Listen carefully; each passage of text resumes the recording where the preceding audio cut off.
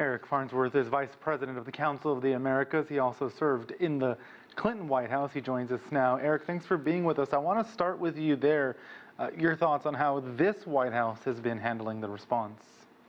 Well, I think by common acclamation, probably didn't take the issues seriously enough at the beginning.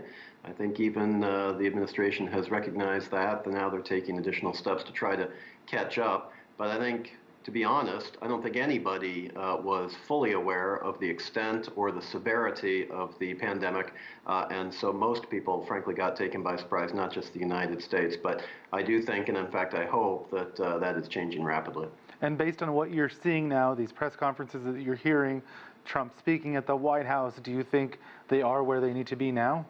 Well, it's hard to say. I'm not a medical professional, but the truth of the matter is the administration, in terms of the healthcare professionals, the people who are on the front lines of the crisis, the state level, the governors, the hospitals, the healthcare workers, they're taking this very seriously. They're moving forward. So I think you have to look at it two ways. You have to look at it through the political lens and take that out of it, and then also look at it through the day-to-day pragmatic issues. And I do think from that perspective, people aren't just taking this seriously. They're really doing everything they possibly can. We had a report there from Havana about Cuba and the blockade, and there have been requests by also countries like Iran saying that U.S. sanctions are hurting its efforts to fight COVID-19. Do you think the U.S. should be easing some of the restrictions on countries that it's blocking? Well, I think it's really hard to say in the context of, various countries all at once. I mean, each case has to be taken seriously. I think certainly there is a humanitarian instinct here that we all share, that, again, politics aside, we don't want anybody anywhere to suffer needlessly from a pandemic, and whether it's Iran or Cuba or, frankly, Venezuela or anywhere else. And so I do think that the international community really does need to find ways to try to meet that humanitarian need that, frankly, is very relevant. Elsewhere in the Americas, Ecuador is turning into a regional hotspot. How prepared do you think that country is to deal with COVID-19 and the possible long-term consequences? It's really an important question, and I think some of the countries that simply thought they might not be at the center of this crisis find themselves at the center. You mentioned Ecuador. Probably there are going to be some other countries in Latin America that will be facing similar crises pretty soon. The short answer is they're not prepared. They weren't prepared. They couldn't have been prepared.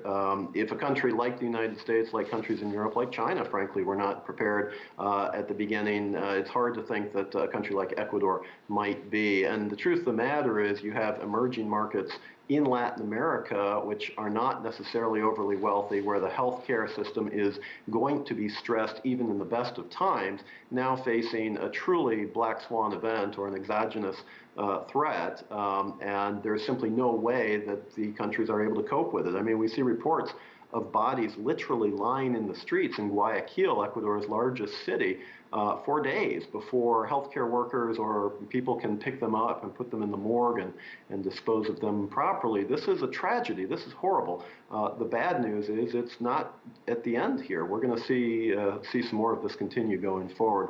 The good news is that it's probably not indefinite. At some point, we will get beyond this.